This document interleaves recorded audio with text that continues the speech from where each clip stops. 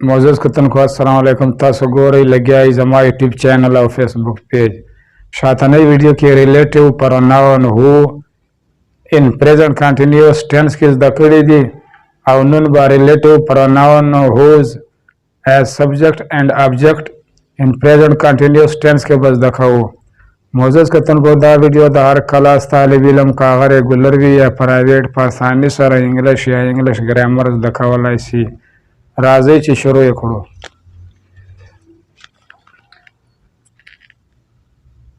Structure number atlasam. The use of whose as subject and object in present continuous tense. The whose इस्तेमाल पत्तोगा the subject और object पर present continuous tense की। whose था WH word या टके हम वाई और WH family सखा whose या word या टकेदा। whose used as subject and object. whose चिदे दागा the subject और the object पत्तोगा बांधे या पडावल बांधे इस्तेमाल के राजी या इस्तेमाली के।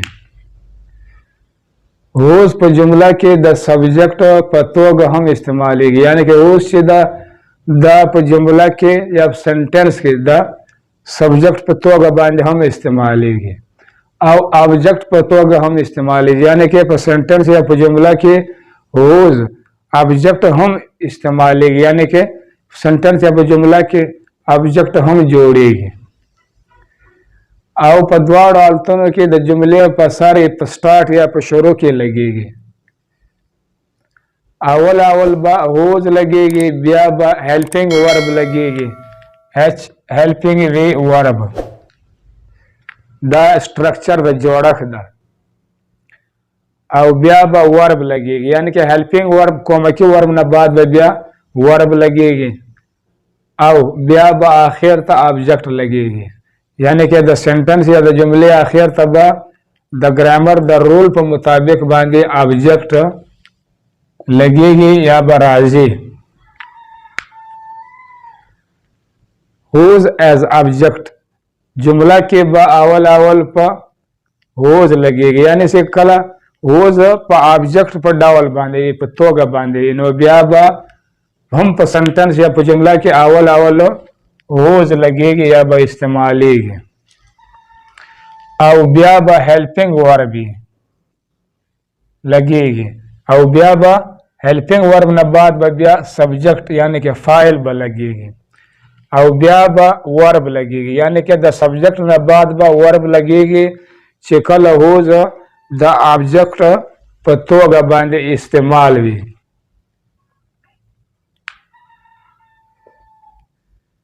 और ब्या बा ऑब्जेक्ट लगेगी यानी कि आखिर तबा ऑब्जेक्ट मफूल लगेगी। नो द पर सेंटेंस या पर जुमला के दो ऑब्जेक्ट का जोड़ेगी अवल नए ऑब्जेक्ट द whose एक तवा सेकंड ऑब्जेक्ट और कुम से दवा असल ऑब्जेक्ट भी आखिर तवी नो एक तवाई real object whose used in two ways whose सीधे द पदवा डावल या पदवा तरीकों बांधे इस्तेमाली के। नंबर अवला नया अफर्मेटिव मस्बत सिंपल सादा सेंटेंस या पर जुमला की। नंबर दो इंटरागेटिव सवालिया के हम इस्तेमालेंगे। अफर्मेटिव पर जुमला के whose अक्सर द जुमले पर मियान के लगेगी कल से जुमला अफर्मेटिव मस्बत हुई नो दवा से जुमला या पर सेंटेंस के whose सीधे द अक्सर द सेंटेंस या द जुमले पर मांस के लगेगी। द नेगेटिव जुमला जोड़वलो के एज अ सब्जेक्ट यानी कि कला whose पर सेंटेंस या पर जुमला के सब्जेक्ट पर तो बांधे इस्तेमाल सही नो हम दगा से जुमला की बा पर जुमला के हेल्पिंग वर्ब नबाद बा नाट लगेगी चिकल whose सेंटेंस या पर जुमला की सब्जेक्ट भी नो ब्या बा द हेल्पिंग वर्ब नबाद नाट लगेगी और पर ऑब्जेक्ट एज ऑब्जेक्ट द एज ऑब्जेक्ट तो द एज सब्जेक्ट द और चिकल ब्या सेंटेंस या पर जुमला के whose एज ऑब्जेक्ट यानी कि द ऑब्जेक्ट पर डावल या पर तो बांधे इस्तेमाल सही नो ब्या बा पर जुमला के द सब्जेक्ट नबाद ब नाट लगेगी نو چې کله هوز په سنټنس یا په جمله کې ابجیکټ وي نو بیا به کوم چې دا نیگیټیو ده دا ناٹ چې لګیږي دا به بیا د سبجیکټ نه بعد لګیږي.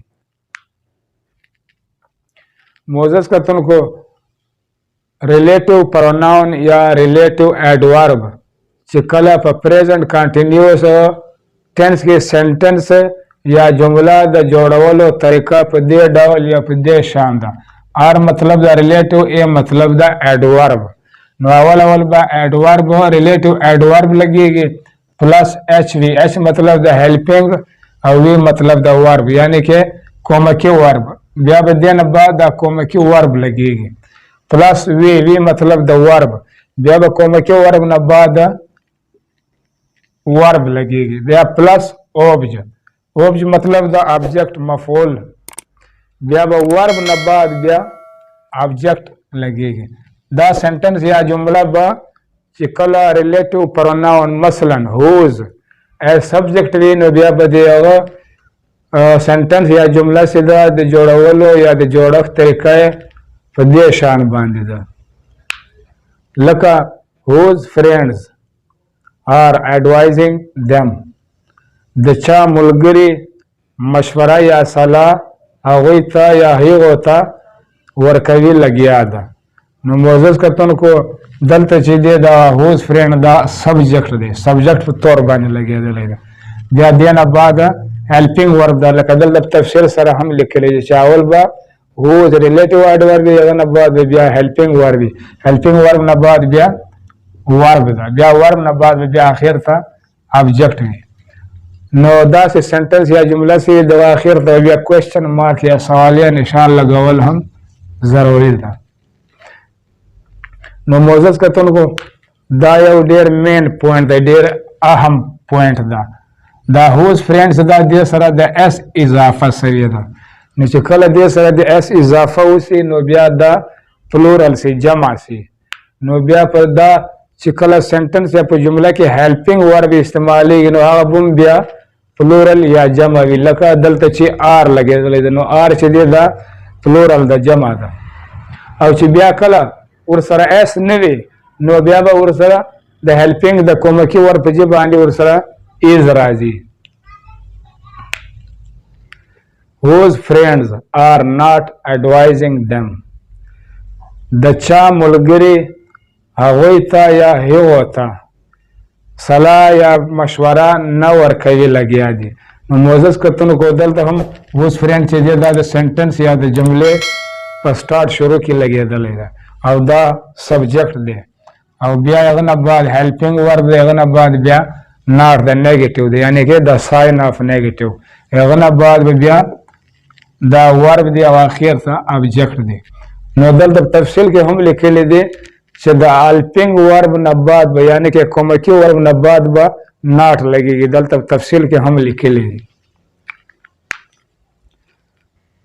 whose son is forgetting Ali د چا زوی علي هیروي لګیا ده.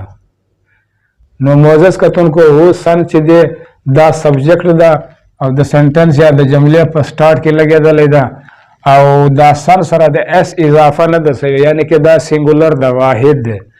نو دې دپاره دې سره چې کوم هیلپینګ ورب ده کومکی ورب ده دا هم ورسره ایز لګېدلی دی یعنی کې سینګولر یا واحد ورسره لګېدلی ده. بیا دې نه بعد ورب دی او علي چې دی دا ابجیکټ ده. whose son is not forgetting Ali د چا زوی علي نه هیروي لګیا ده. نو معزز کتونکو whose son چې دی دا سینګولر ده او په دې وجه چې سن سره د اس اضافه نشته نو دا واحد دی سینګولر دی. نو بیا په دې سنټنس یا په جمله کې هم کوم چې کومکی ورب ده یا هیلپینګ ورب ده نو دا هم واحد یا سینګولر لګېدلی ده ایز.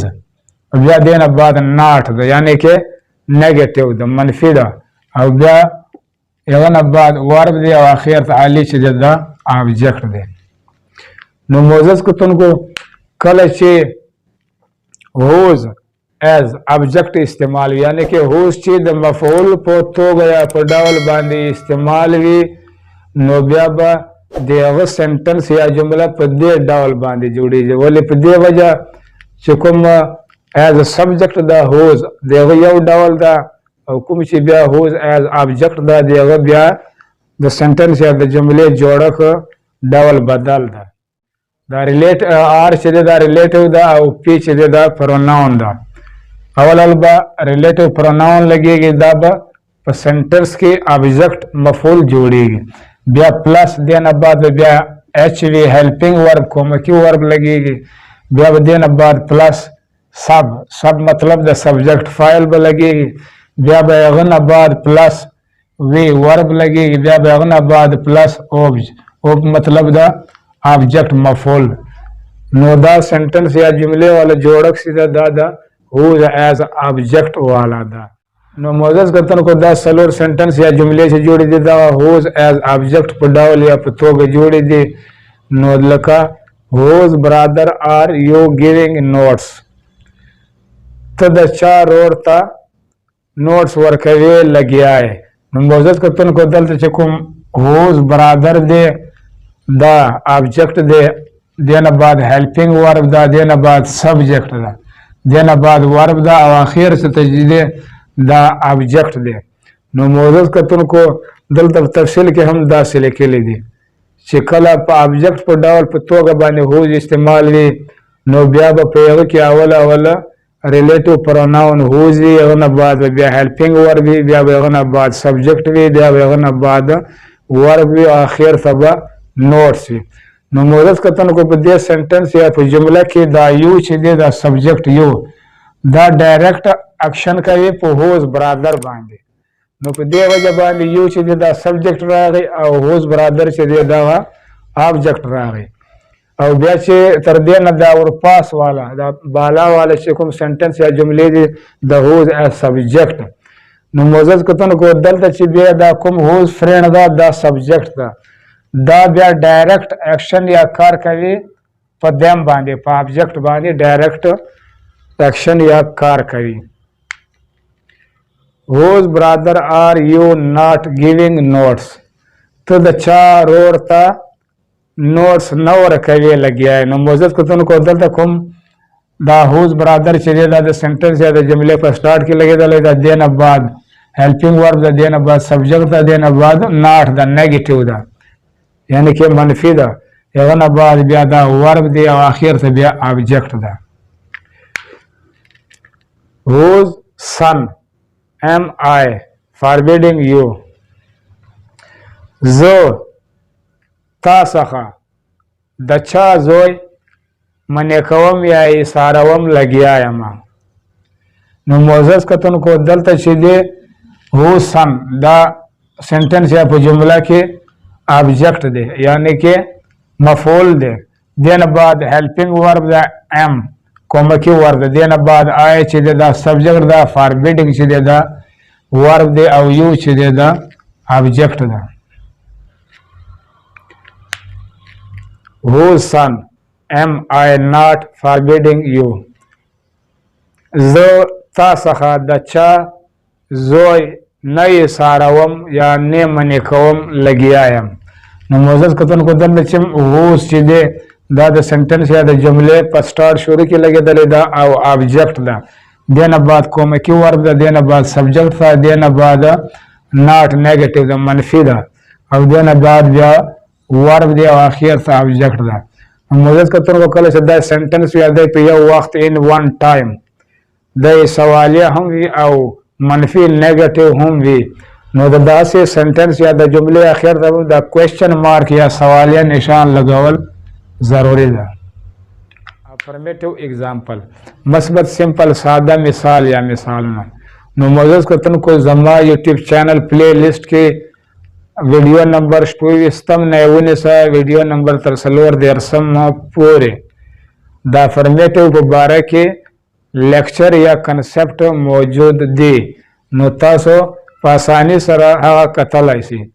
نو معزز کتن کو کلا چے ہوز پا افرمیٹو کی استعمالی نو بیا ہوز اکثر دا سنٹنس یا دا جملے پا مینس کے لگی.